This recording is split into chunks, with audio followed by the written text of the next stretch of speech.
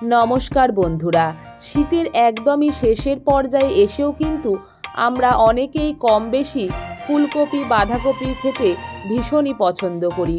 আজ আমি আপনাদের সাথে শেয়ার করব বাঁধাকপির একটি নিরামিষ দুর্দান্ত স্বাদের রেসিপি।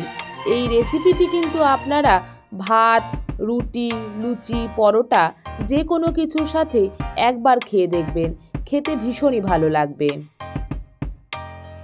এই রেসিপিটি বানাবার জন্য প্রথমেই এখানে আমি একটা মাঝারি সাইজের বাঁধাকপি নিয়ে নিয়েছি। আর বাঁধাকপিটাকে ভালো করে জল দিয়ে পরিষ্কার করে ধুয়ে নিতে হবে। আর বাঁধাকপির ওপরের দিকে যে পাতাগুলো আছে সেই পাতাগুলোকে কিন্তু আমি ফেলে দেব। এরপরে বাঁধাকপিটাকে বটি দিয়ে কিংবা ছুরি দিয়ে ঝিরিঝিরি করে কেটে নিতে হবে। এখানে আমি দেখুন বন্ধুরা, বাঁধাকপিটাকে বটি দিয়ে কত সুন্দর ঝিরিঝিরি করে কেটে নিয়েছি। এরপরে আমি একদমই চলে যাব রান্নার দিকে। একটা কড়াইতে দিয়ে দিচ্ছি সর্ষের তেল। তেলটা প্রথমেই ভালো করে যখন গরম হয়ে যাবে তখন এখানে আমি দিয়ে দিচ্ছি 1 টেবিল স্পুন মতো গোটা জিরে, দিয়ে দিচ্ছি 2টো তেজপাতা আর দিয়ে দেব 2টো শুকনো লঙ্কা। জিরে, তেজপাতা, শুকনো লঙ্কাটাকে দিয়ে একটু নেড়ে চেড়ে নিতে হবে। গ্যাসের ফ্লেমটাকে কিন্তু লোতে রাখতে হবে আর খেয়াল রাখতে হবে এইগুলো যেন পুড়ে না যায়। এরপরে এখানে আমি দিয়ে দিচ্ছি ছোট টুকরো করে কেটে রাখা আলু। এখানে আমি 2টো মাঝারি সাইজের আলুকে ছোট ছোট টুকরো করে কেটে নিয়েছি। আর এই আলুগুলোকে মিনিট 2-3 সময় ধরে হালকা লালচে লালচে করে ভেজে নিতে হবে। গ্যাসের ফ্লেমটাকে হাইতে রেখেই আমি আলুগুলোকে ভেজে নিচ্ছি।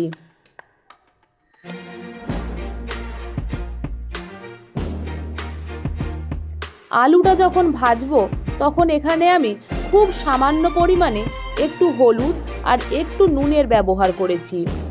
নুন আর হলুদ দিয়ে আলুটাকে আবারও বেশ লালচে করে ভেজে নিচ্ছি। আমি আলু ভাজার সময় অল্প নুন আর অল্প হলুদের ব্যবহার সব ক্ষেত্রেই করে থাকি।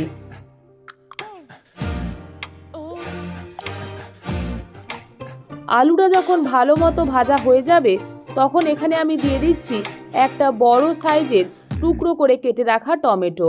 টমেটোটাকে দিয়ে আবারও একটু সময় নাড়াচাড়া করে নিতে হবে যাতে টমেটোর কাঁচা গন্ধটা একেবারেই চলে যায়।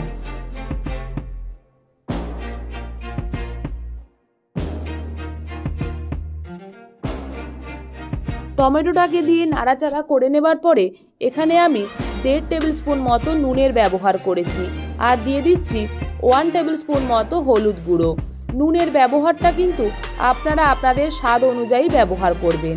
দিয়ে দিচ্ছি 1 টেবিল স্পুন লাল লঙ্কা গুঁড়ো, দিয়ে দিচ্ছি 1/2 টেবিল স্পুন মতো আদা বাটা। যেহেতু নিরামিষ রান্না তাই আদা দিলে টেস্টটা কিন্তু বেশ ভালো লাগে। আর এখানে আমি দিয়ে দিচ্ছি ছোট বাটির 1 বাটি মতো মটরশুঁটি। মটরশুঁটির পরিমাণটা কিন্তু আপনারা আপনাদের ইচ্ছা অনুযায়ী বাড়াতে বা কমাতে পারেন কিংবা চাইলে অ্যাভয়েডও করতে পারেন।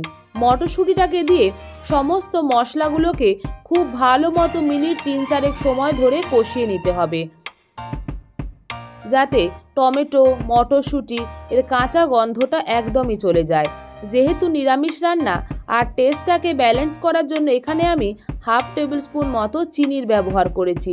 আপনারা যদি চিনিটা না খেতে চান তাহলে কিন্তু অবশ্যই চিনিটাকে অ্যাভয়েডও করতে পারেন।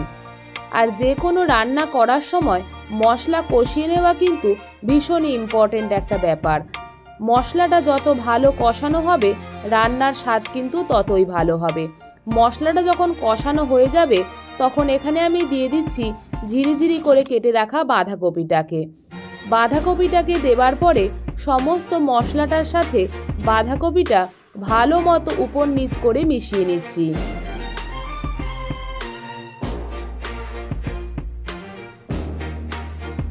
এই সমস্ত মশলার সাথে বাঁধাকপিটাকে একটু সময় ধরে উপর নিচ করে মিশিয়ে নিতে হবে। আর এই রান্নাতে কিন্তু আমি জলের ব্যবহার একদমই করব না।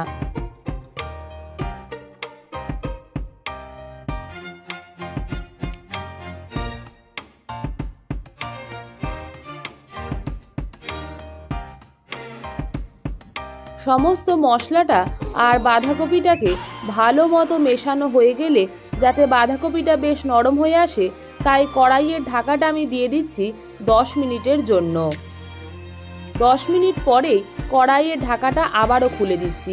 এখনও কিন্তু বাঁধাকপিটা পুরোপুরি ভালো মতো সেদ্ধ হয়নি, তাই আবারও ঢাকনাটাকে দিয়ে দিতে হবে। আর আবারও আমি ভালো মতো নাড়াচাড়া করে নিচ্ছি। গ্যাসের ফ্লেমটাকে লোতে রেখে 10 থেকে 15 মিনিটের জন্য ঢাকা দিয়ে দিচ্ছি। 15 মিনিট পরে কড়াইয়ের ঢাকাটা আবারও খুলে নিচ্ছি আর খুন্তি দিয়ে খুব ভালো মতো নাড়াচাড়া করে নিতে হবে।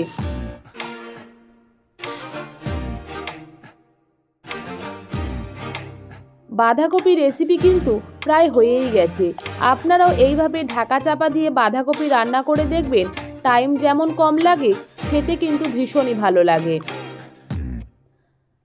আর যেহেতু একদমই নিরামিষ রান্না, তাই শেষ পর্যায়ে আমি 1 টেবিল স্পুন মতো ঘিয়ের ব্যবহার করেছি। ঘি দিলে গন্ধটা কিন্তু ভীষণই ভালো লাগে। ঘিটাকে দেওয়ার পরে বাঁধাকপিটাকে আবারও একটু নাড়াচাড়া করে নিচ্ছি।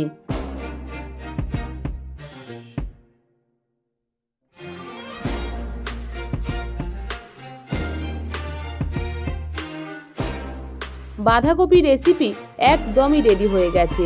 গ্যাসের ফ্লেমটাকে বন্ধ করে ঢাকা দিয়ে 2 মিনিট স্ট্যান্ডিং টাইমে রাখলে সার্ভ করার জন্য একদমই রেডি হয়ে যাবে নিরামিষ বাঁধাকপি রেসিপি।